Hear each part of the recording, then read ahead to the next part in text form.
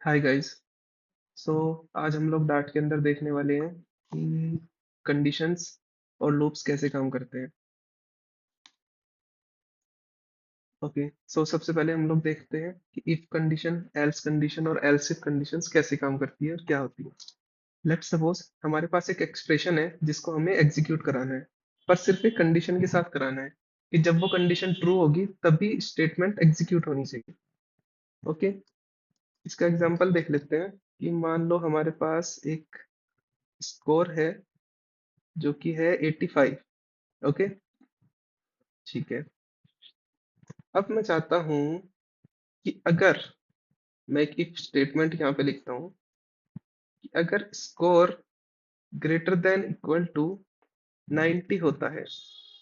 Okay, means जिसका score 90 से above है या 90 के इक्वल है, तो मैं यहाँ पे प्रिंट करा दूंगा क्या, कि भाई आपका जो ग्रेड है वो ए ग्रेड है। ओके, ठीक है जी, समझ गए। दूसरा केस हमारे पास हो सकता है, एल्स में मैं लगा देता हूँ क्या, कि भाई आप तो फेल हो गए हैं और आपको ग्रेड एफ मिलता है। ओके,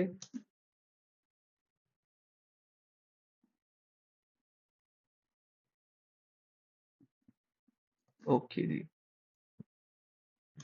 बट हमारे पास ग्रेड ए और ग्रेड एफ के बीच में भी कंडीशंस होती हैं, तो उस केस में हम इफ और एल्स के साथ क्या यूज कर सकते हैं। हमारे पास एक और कंडीशन होती है, else if. Else if it means कि अगर इफ कंडीशन ट्रू होती है तो हमारा कंपाइलर इफ ब्लॉक के अंदर जाएगा, बट अगर इफ कंडीशन ट्रू नहीं होती है सो वो एल्स इफ के अंदर जाएगा और चेक करेगा क्या ये कंडीशन ट्रू है। अगर ये कंडीशन ट्रू हुई तो इसकी स्टेटमेंट को एग्जीक्यूट करेगा। अगर इसकी भी कंडीशन फॉल्स होती है सो हमारा कंपाइलर सीधे एल्स ब्लॉक पे आएगा और ये एग्जीक्यूट करेगा कि आपका जो ग्रेड है वो एफ है। ओके, एल्स इफ में हम यहाँ पे अगर प्रिंट कराने की कोशिश करें, क्या प्रिंट कराने की कोशिश करें, कि भाई आपका जो ग्रेड है वो बी है। ओके, मैं ये प्रिंट कराने की कोशिश करता हूँ। अब यहाँ पे आप देख रहे होंगे कि ये एल्स इफ हमें एरर दे रहा है। इफ ने एरर नहीं दिया, क्यों? क्योंकि इसके अंदर हमने स्टेटमेंट डाल चुके हैं।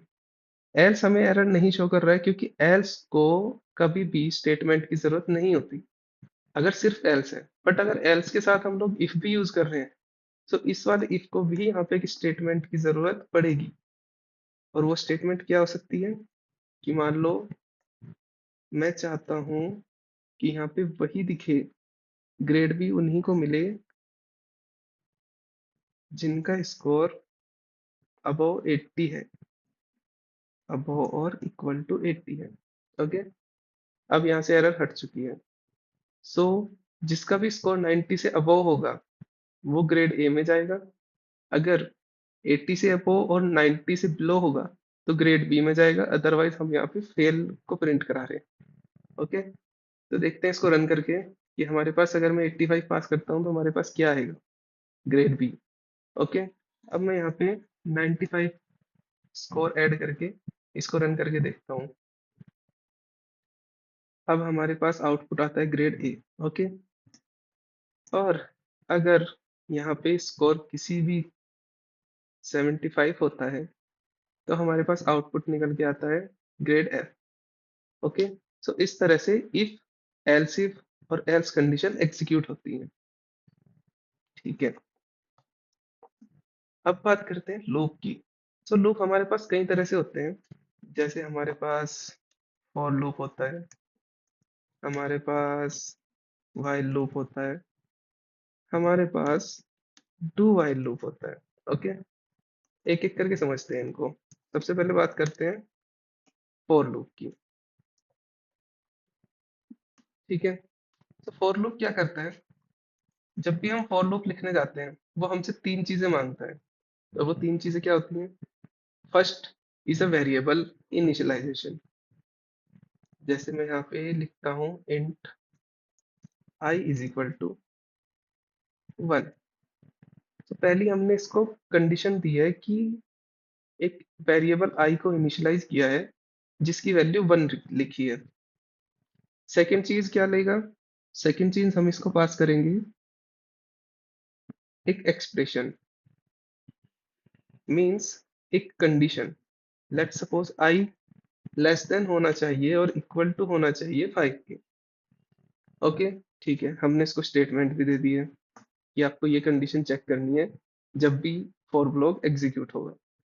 अब लास्ट में हमें इसको बताना होता है कि आप इंक्रीमेंट करना चाहते हो या डिक्रीमेंट करना चाहते हो। मैं चाहता हूं यहाँ पे इंक्रीमेंट करना। ओके। ओके, तो हमने यहाँ से इस फॉर ब्लॉक को तीन कंडीशंस दी हैं। सबसे पहले हमने इनिशियलाइज करके बताया इसको एक वेरिएबल, कि आपको जब रन होना है तो इस वेरिएबल के बेस पे रन होना है, ठीक है। उसके बाद में कंडीशन दी है कि चलो आपको रन तो होना है, पर रुकना कहाँ पे है? आपको रुकना है जब आई की वैल्यू 5 से लेस देन या 5 हो जाएगी, ठीक है। तो इस चलने और रुकने के बीच में मुझे करना क्या है, इंक्रीमेंट या डिक्रीमेंट? तो मुझे यहाँ पे इंक्रीमेंट करना है, ठीक है। फॉर ब्लॉक यहाँ पे क्रिएट हो चुका है। अब मैं क्या करूंगा इसमें, इसको प्रिंट करा के देख लेते हैं कि क्या ये आई की वैल्यू को प्रिंट करा रहा है। ओके, चलिए इसको रन करके देखते हैं, क्या ये 1 to 5 प्रिंट कराता है? यस, इसने 1 to 5 प्रिंट करा दिए हैं, क्योंकि हमने इसको इनिशियलाइजेशन भी बता दिया, किस फ्लो में वैल्यूज को क्रिएट करना है वो भी बता दिया, और एंड कहाँ पे होना है वो भी बता दिया, ठीक है। तो ऐसे हमारा फॉर लूप क्रिएट होता है। अब बात करते हैं व्हाइल लूप की। ओके, अब बात हम करते हैं व्हाइल लूप की। अब व्हाइल लूप क्या होता है?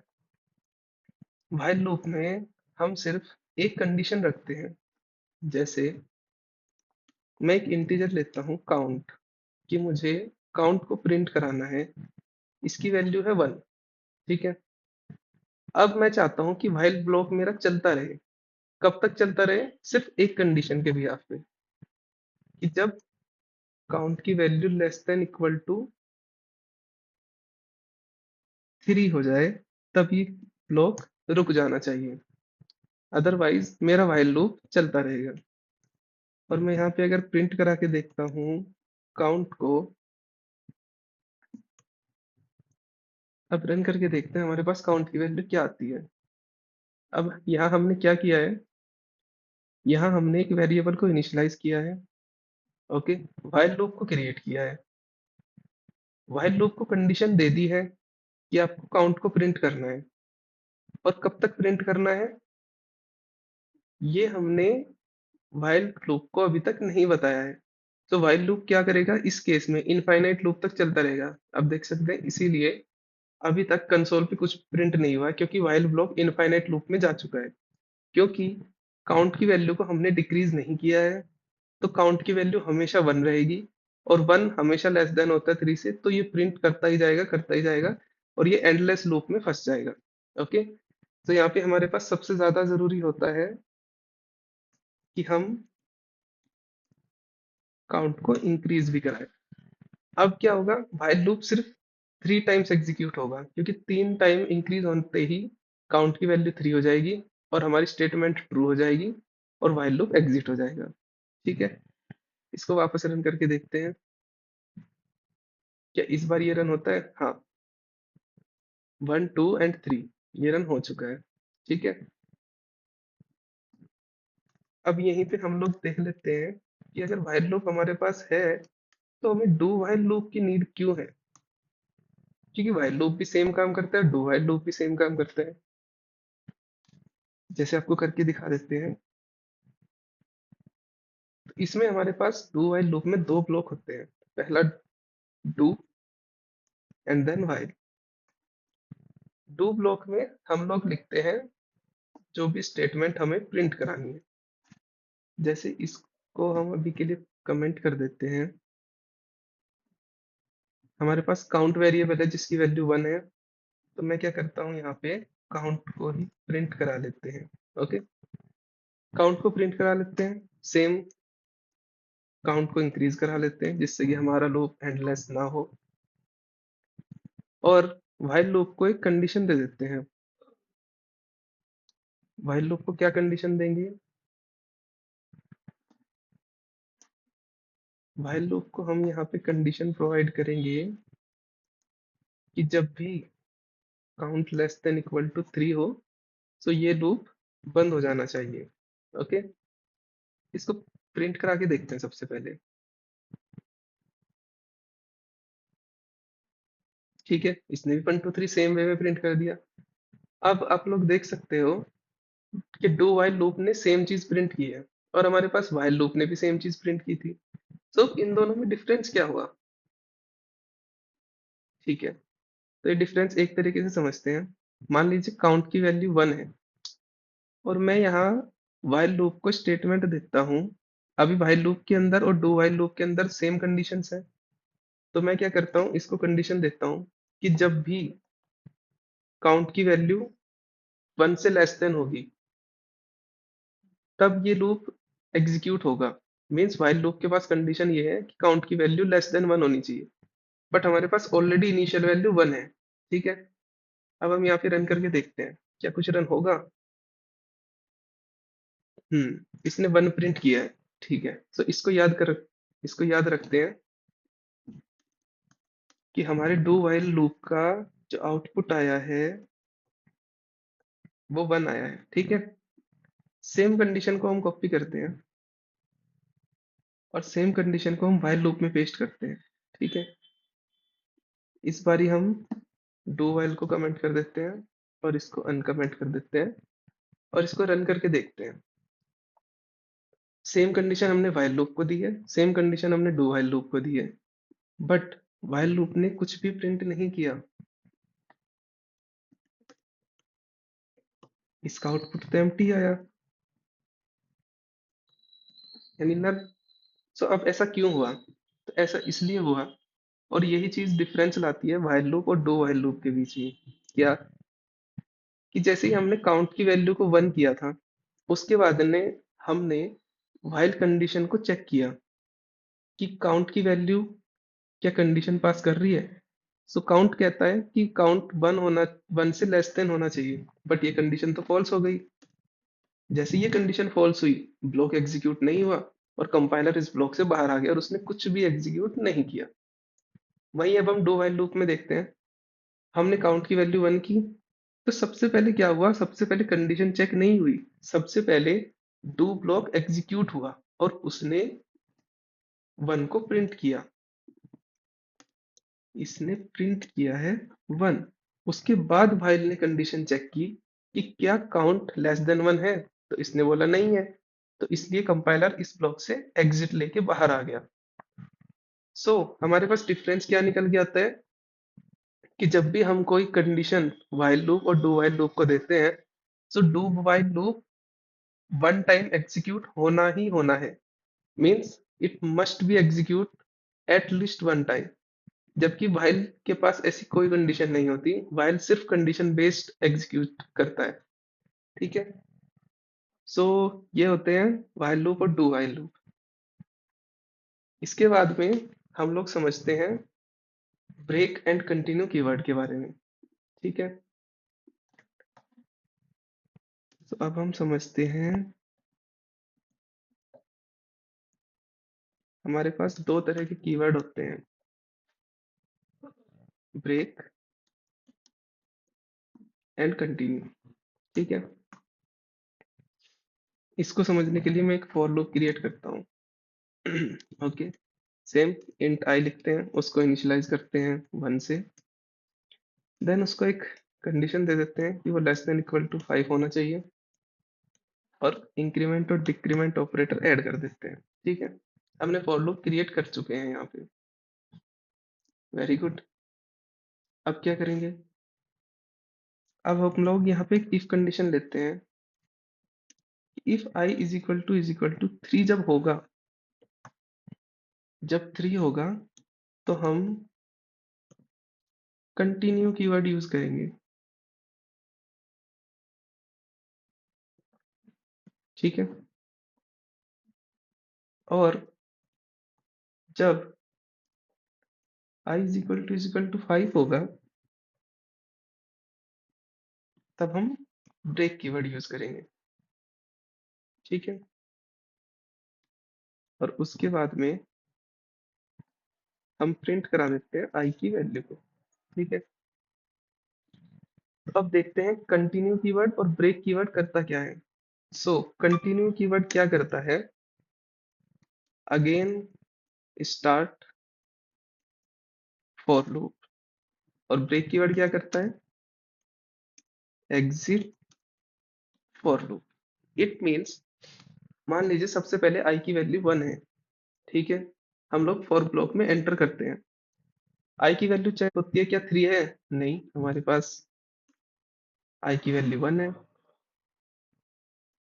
ओके, हमारे पास आई की वैल्यू 1 है, तो ये ब्लॉक एग्जीक्यूट नहीं होगा, इफ ब्लॉक एग्जीक्यूट नहीं होगा। अब चेक करते हैं क्या आई की वैल्यू 5 है, नहीं, तो ये भी एग्जीक्यूट नहीं होगा। अब आपने बोला कि प्रिंट करा दीजिए आई को। ठीक है, चलो आउटपुट लिख लेते हैं कि इसका क्या आएगा। ठीक है, हमने प्रिंट करा दिया है 1 को, जो कि आई की वैल्यू थी। अब अगेन फॉर लूप चेक करते हैं, आई की वैल्यू क्या हुई, इंक्रीमेंट, अब आई की वैल्यू हो चुकी है 2। ठीक है, उसके बाद कंडीशन चेक होगी, क्या आई की वैल्यू 5 से लेस देन है, हाँ 2 5 से लेस देन है। ठीक है, फोर ब्लॉक में एंटर करते हैं, क्या आई की वैल्यू 3 है, नहीं। ठीक है, क्या आई की वैल्यू 5 है, नहीं। सो क्या होगा, हमारा प्रिंट एग्जीक्यूट होगा, और नेक्स्ट लाइन में क्या प्रिंट होगा, 2। ठीक है, अगेन फॉर लूप पे जाते हैं, आई को इंक्रीमेंट करते हैं, आई की वैल्यू हो चुकी है 3। कंडीशन चेक करते हैं, क्या 3 लेस देन 5 है, हाँ लेस देन 5 है, तो फॉर लूप में एंटर करते हैं। अब यहाँ पे चेक करते हैं, क्या आई की वैल्यू 3 है, हाँ आई की वैल्यू 3 है, तो अब हमारा इफ ब्लॉक एग्जीक्यूट होने जा रहा है। ठीक है, इफ ब्लॉक के अंदर हम लोग जाते हैं, कंपाइलर देखता है कि यहाँ पे आपने लिखा है कंटिन्यू, तो कंपाइलर क्या करता है, इस कंटिन्यू कीवर्ड को पढ़ने के बाद में रेस्ट ऑफ द कोड, जो भी फॉर ब्लॉक के अंदर कोड लिखा हुआ है उसको स्किप कर देता है। फॉर ब्लॉक को एग्जिट नहीं करेंगे, सिर्फ स्किप करेंगे, मीन्स अगेन स्टार्ट करेंगे for loop. So continue keyword आते ही हमारा फॉर लूप दोबारा से स्टार्ट हो जाएगा, ये चीज एग्जीक्यूट नहीं होगी। ठीक है, सो दोबारा से एग्जीक्यूट होगा, दोबारा से सेम आई की वैल्यू इंक्रीमेंट होगी, 4 होगी, कंडीशन चेक होगी, क्या 5 से लोअर है, हाँ 5 से लोअर है। ठीक है, फॉर ब्लॉक एग्जीक्यूट होगा अंदर। सो ना इस बारी ना इफ ब्लॉक एग्जीक्यूट होगा, क्योंकि 3 भी फॉल्स हो जाएगी, हमारी आई की वैल्यू 5 भी नहीं है, ये भी फॉल्स हो जाएगी, सो प्रिंट हो जाएगा आई। आई की वैल्यू क्या है इस टाइम, 4। सो यहाँ पे आउटपुट में आ जाएगा 4। 3 क्यों नहीं आया, क्योंकि 3, जब आई की वैल्यू 3 थी तो भी ये कंटिन्यू कीवर्ड एग्जीक्यूट हुआ, और फॉर लूप स्किप कर दिया फॉर लूप ने इस प्रिंट स्टेटमेंट को, इसलिए यहाँ पे 3 प्रिंट नहीं हुआ। ठीक है, तो प्रिंट क्या हुआ, 4। ठीक है जी, अगेन फॉर लूप चेक करते हैं, आई को इंक्रीमेंट कराते हैं 5 से, अब आई की वैल्यू 5 हो चुकी है। ठीक है, अब यहाँ कंडीशन चेक करते हैं, क्या आई की वैल्यू लेस देन 5 है, ट्रू है। ठीक है, तो फॉर लूप में एंटर करते हैं, इस बार ये कंडीशन एग्जीक्यूट नहीं होगी क्योंकि 3 नहीं है वैल्यू।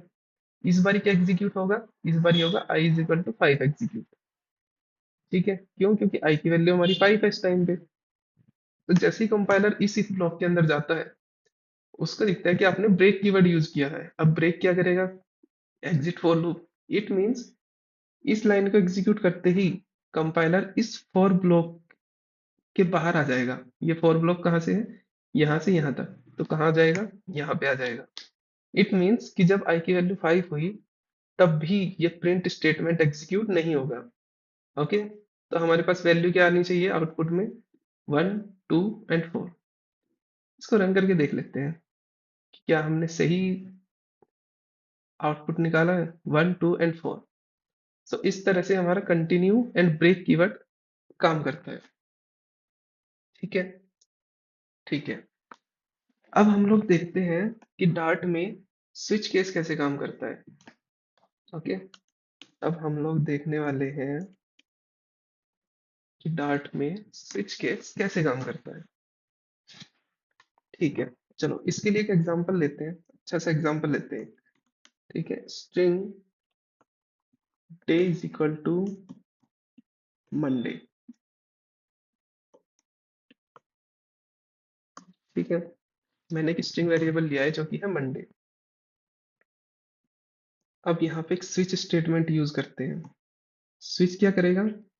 स्विच कोई स्टेटमेंट नहीं लेगा, कोई कंडीशनल ऑपरेटर नहीं लेगा, ये सिर्फ एक पैरामीटर लेता है और उस पैरामीटर को अपने केस से मैच करा के देखता है। ठीक है, अब ये लिया इस स्विच ने एक पैरामीटर। ठीक है, अब ये क्या करेगा? स्विच के अंदर केसेस होते हैं, मल्टीपल केसेस।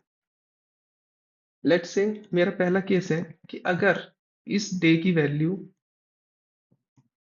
मंडे है तो मैं क्या करूंगा? तो मैं क्या करता हूं, क्या करेंगे, प्रिंट करा देंगे मंडे फाउंड। ओके, ठीक है। उसके बाद मैं क्या करता हूँ, मैं एक और केस लिखता हूँ। लेट्स से संडे लिख देता हूँ मैं। ठीक है, अब जब संडे हुआ तो मैं यहाँ पे क्या प्रिंट कराऊंगा? Sunday found. ठीक है जी, लिख दिया। ओके, अब स्विच केस ने एक पैरामीटर लिया जो कि था डे। इसकी वैल्यू को मैच करेगा इस केस के साथ में या इस केस के साथ में, या ऐसे मल्टीपल केसेस हो सकते हैं। बट क्या हो अगर कोई भी केस मैच ना हो? तो स्विच केस के पास एक अपना भी डिफॉल्ट वैल्यू होती है, हम इसको डिफॉल्ट दे सकते हैं। डिफॉल्ट क्या करता है कि अगर आपने डे के अंदर कुछ भी ऐसी वैल्यू पास की कि जो स्विच के केसेस के पास है ही नहीं, तो क्या प्रिंट हो जाएगा? Nothing found. कि भाई यहाँ से इस स्विच केस से हमें कुछ भी नहीं मिला। ठीक है, चलो इसको रन करके देखते हैं सबसे पहले कि हमारे पास क्या आउटपुट आता है।